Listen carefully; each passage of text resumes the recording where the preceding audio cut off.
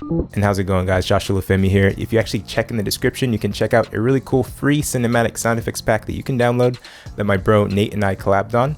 And this video is actually going to be talking about the content aware fill tool that is part of After Effects.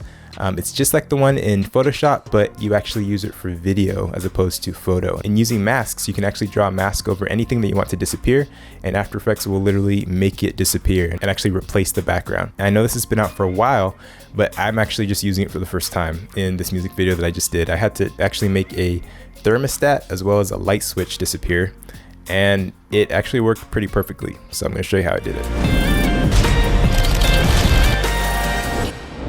Alright guys, in this video we're going to be taking out this light switch. We're in Premiere, we're going to right click on the clip and do replace with After Effects composition. Alright, I'm in After Effects. I'm going to name this, let's say AD, just name it something random. Save, and now what we're going to do is we're going to draw a mask over the thermometer. I'm sorry, not the thermometer. We're going to draw a mask over the light switch.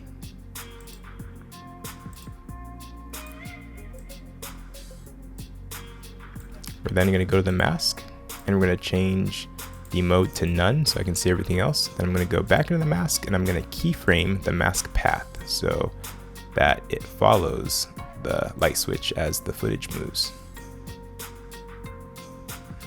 Cool. I'm going to now expand that mask a little bit bigger.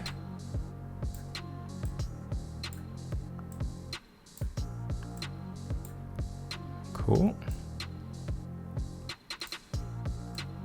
I can make it bigger on this keyframe as well.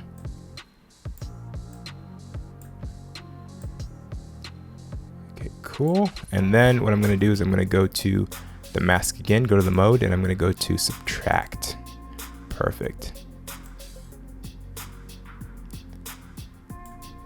Now, I'm going to go to the Content Aware Fill tab. If you can't see that, make sure you go to Window, and then make sure that Content Aware Fill is checked.